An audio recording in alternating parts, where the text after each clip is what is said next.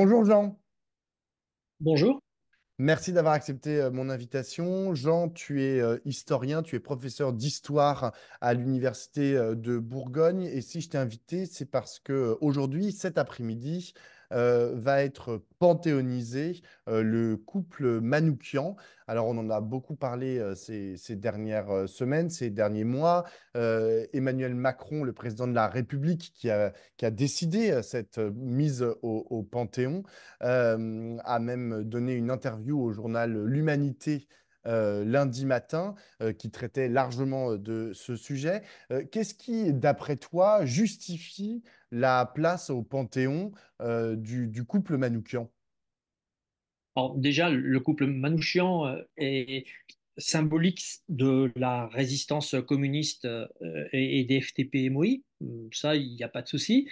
Mais il n'entre pas tout seul au Juste Panthéon. FTP, Euh, juste pour ceux qui ne savent pas, qui ne suivent pas, ouais, FTP, Moïse, c'est francs-tireurs et ouais, partisans, francs-tireurs et main-d'œuvre partisans, immigrée. main-d'œuvre immigrée. Voilà. C'est une des structures de la résistance communiste au cours de la Seconde Guerre mondiale qui était liée à la branche de la main-d'œuvre immigrée, donc qui dépendait de la main-d'œuvre immigrée, qui dépendait également du commandement FTP, et puis qui dépendait aussi de la direction politique du parti, hein. On avait en gros trois directions par rapport à cette organisation.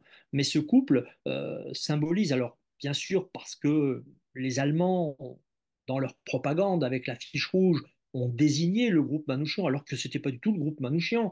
C'était des détachements des FTP et MOI qui étaient certes à partir de ce moment-là commandés en région parisienne par Manouchian. Avant c'était Holban, Boris Holban, et ensuite quand il tombe, bah, Boris Holban reprend à nouveau le commandement, mais il n'était pas appelé groupe Manouchian en tant que tel par la résistance et par les FTP et MOI. Mais l'ensemble donc de ceux qui tombent, les 23 partisans, plus les 45 autres qui sont arrêtés pendant cette rafle, hein, on les oublie souvent et je pense que c'est ça aussi l'intérêt, c'est de rendre visibles les invisibles.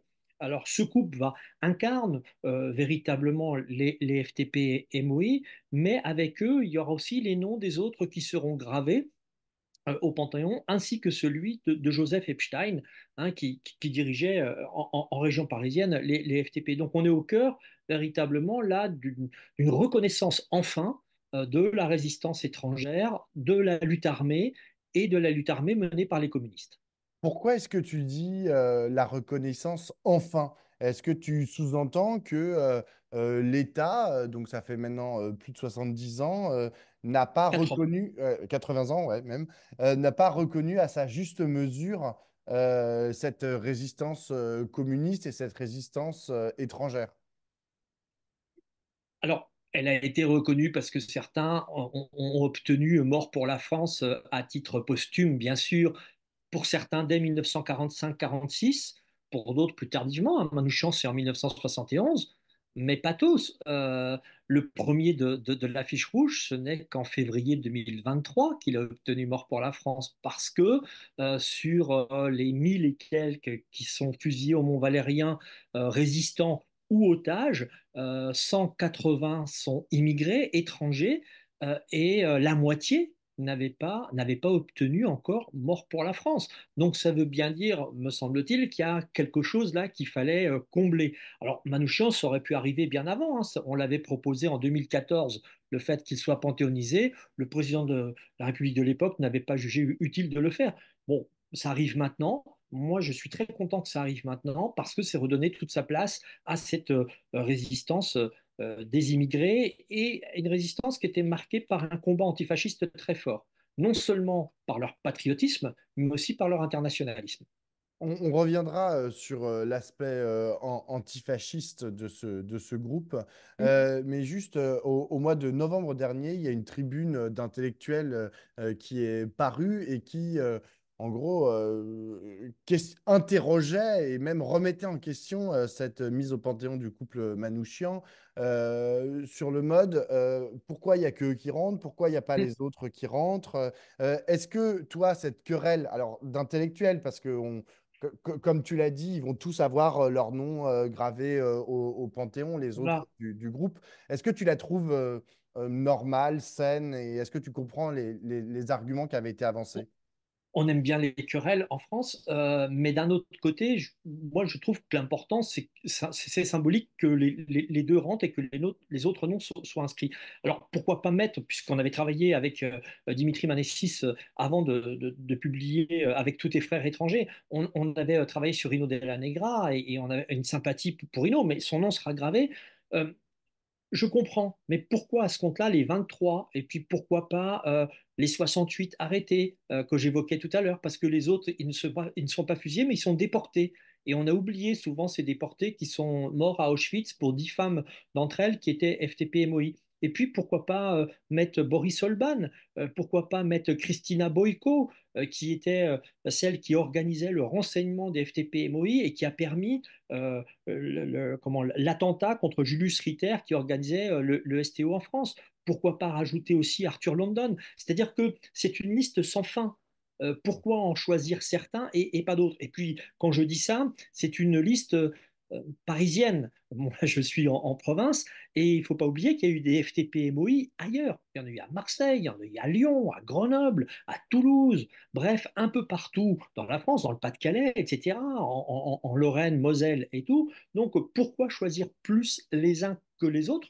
Voilà, on a toujours un problème de limite. Bah, voilà, on garde le symbole et on avance avec le symbole. Et c'est la différence peut-être entre la mémoire et l'histoire, hein, c'est un vieux classique.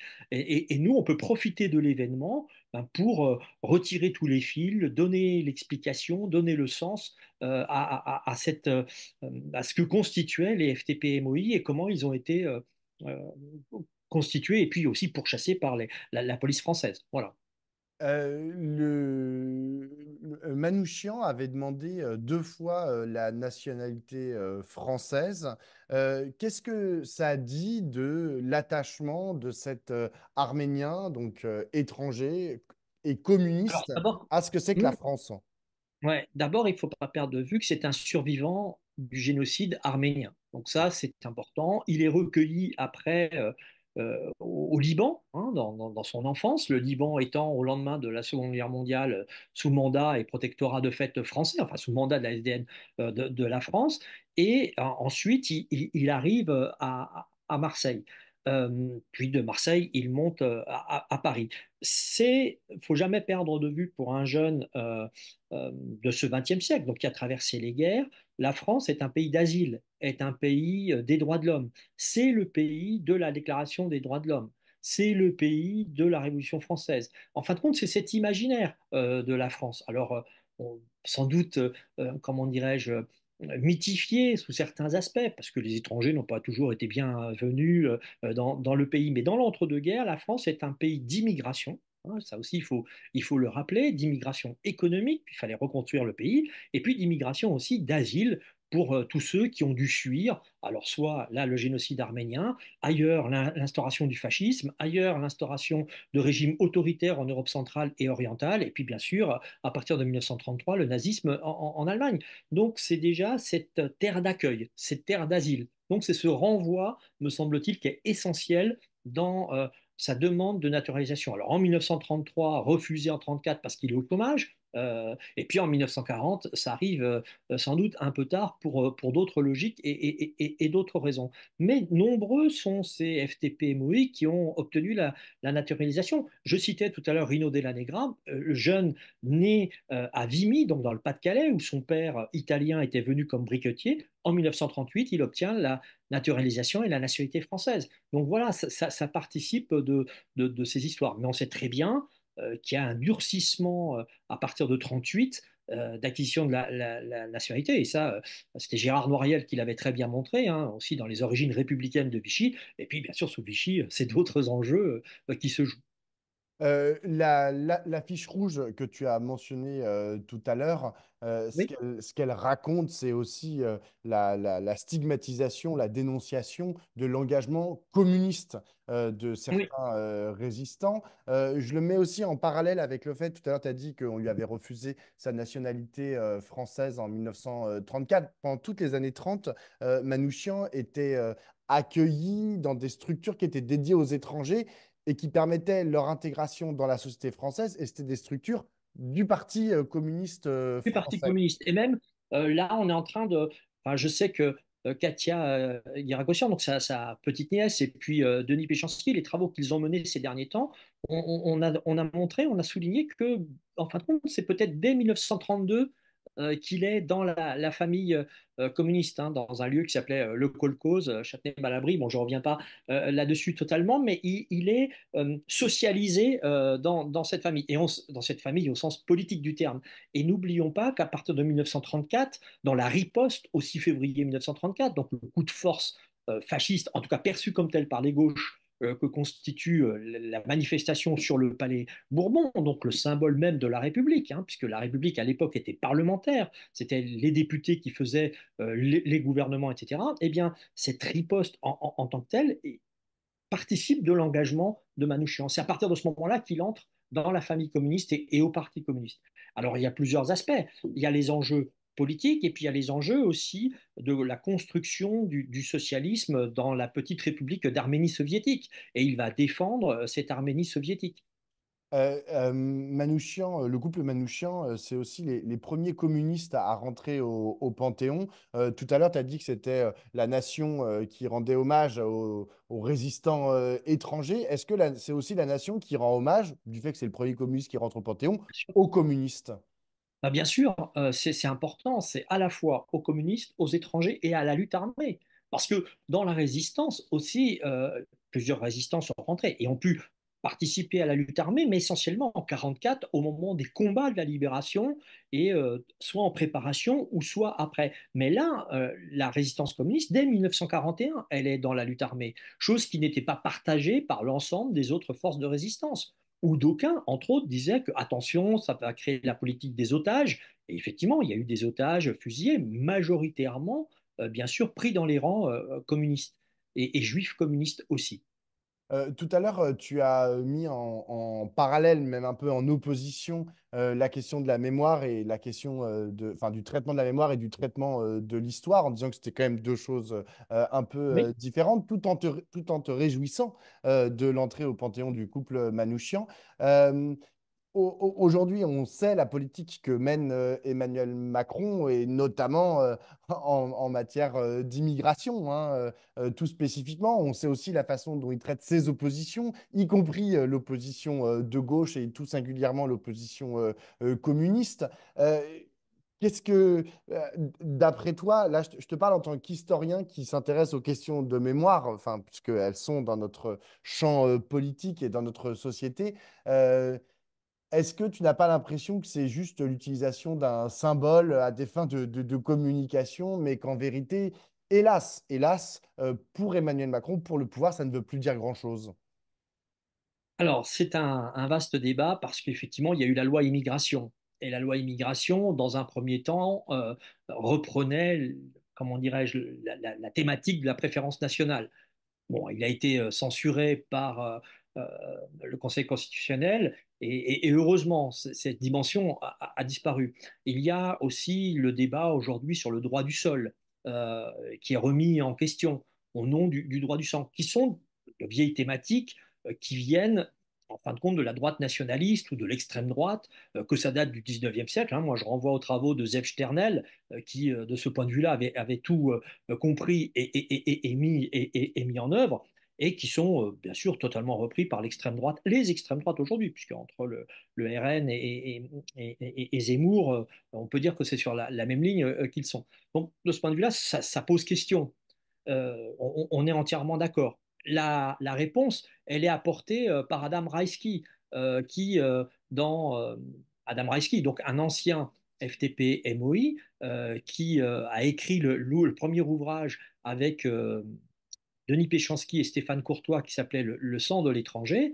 Et Adam Raiski déclare, en fin de compte, un peu plus tard d'ailleurs que cet ouvrage, que eh bien, ces étrangers, ils ont donné leur sang sur le sol français. Et il montre bien, en fin de compte, que la contradiction qui est mise en avant ne tient pas la route. Donc, ce qui peut être embêtant, ça serait la logique de patrimonialisation, de côté fixiste en quelque sorte. Bon, on reconnaît ce qui s'est passé. Et je dis tant mieux et c'est très bien, mais on fait aussi autre chose. Peut-être est-ce que c'est le en même temps? Je ne sais pas. Ça, c'est pas à moi à le dire. Je peux soulever la question, mais on le verra dans quelques années. En tout cas, essayons de replacer la complexité des choses, les contextes, et c'est peut-être ça qu'il faut qu'on arrive à faire, nous les historiens.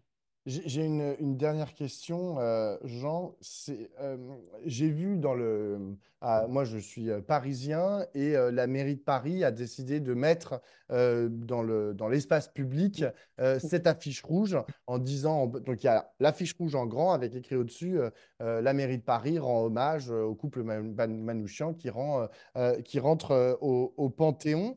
Et je me suis rendu compte dans mon entourage plus ou moins politisé, que cette affiche rouge n'était pas connue, que le nom de Manouchian n'était pas connu, qu'on ne savait pas de quoi on parlait. Est-ce que tu considères qu'il y a un problème aussi avec le traitement de cette mémoire de ce qu'a été cette résistance étrangère et communiste pendant la Seconde Guerre mondiale? Alors, à la fois, effectivement, mettre l'affiche rouge comme ça fait un peu bizarre parce qu'on reprend la propagande allemande, nazie. Hein, n'oublions pas, c'est le Centre d'études anti-bolcheviques qui fait cette affiche qui montre 10 médaillons avec des portraits d'étrangers, des stéréotypes, en plus avec des photos où ils sont pas sur leur meilleur jour, etc. Puis avec Et ils sont toujours leur qualifiés nationalité, terroristes. voilà, nationalité étrangère, souvent juif devant, etc. Donc il faut bien voir la mise en scène. Et puis le chef de bande, Manouchian, bon, je reviens pas sur ce qu'on a dit tout à l'heure. Peut-être que cette affiche, elle aurait pu être présentée avec ce que la résistance a fait au lendemain de l'affichage, mort pour la France, ou des petites choses un peu de ce style, et pas reprendre totalement la logique, je dirais, de cette propagande. En revanche, l'affiche rouge, n'oublions pas les strophes pour se souvenir, enfin qui s'appelait Groupe Manouchian de- d'Aragon, est chanté par Léo Ferré, et que l'affiche rouge de Léo Ferré est dans la mémoire comme quelque chose de positif, c'est-à-dire on a voulu les présenter comme l'anti-France, de fait, et ils sont devenus les héros et les martyrs de la résistance. Alors peut-être qu'il y a quelque chose à voir de ce côté-là. En revanche, sur le fait que beaucoup de monde ne connaît pas Manouchian, je suis, comment dirais-je, un peu partagé, et ne connais pas l'affiche rouge, je suis un peu partagé. Je comprends ce qui vient d'être dit, mais je trouve que cette panthéonisation, elle suscite dans la société française un débat et une explosion véritablement de, ouais, de quête de sens, de quête de mémoire. En tant qu'historien, on est plusieurs, hein, Dimitri Manessis et moi, on a fait un ouvrage, mais il y a aussi Denis Péchanski, il y a aussi Annette Vievorka, enfin, il y a plein d'historiens qui, en ce moment, sont sollicités. J'ai vu dans plusieurs collèges et lycées des documentaires, des réalisations qui sont faites. Là, il y a un collège à Dijon, par exemple, le collège Rameau, où tous les élèves de troisième ont été associés pendant quasiment 9 mois. Hein. Ça a été commencé en juin dernier et ça vient d'aboutir. Ils ont fait un documentaire avec leurs profs d'histoire géo, avec leurs profs de français, avec leurs profs de musique. Bref, tout le monde, toute la communauté pédagogique a été mobilisée. Et demain, aujourd'hui, pardon, ils seront au Panthéon ils sont invités pour la cérémonie de panthéonisation. Donc, il y a quand même, de ce point de vue-là, par rapport à d'autres panthéonisations précédentes, hein, des dernières années, puisqu'on a quand même là un pouvoir qui fait beaucoup de panthéonisation, je trouve un écho beaucoup plus fort dans la société. Hmm. Un pouvoir peut-être qui se dépêche de faire des panthéonisations avant que le fascisme n'accède lui-même au pouvoir. Ce que je n'espère pas et je combattrai de toutes mes forces contre. En tout cas, merci beaucoup, Jean, pour toutes ces réponses. De rien, merci beaucoup pour cet entretien.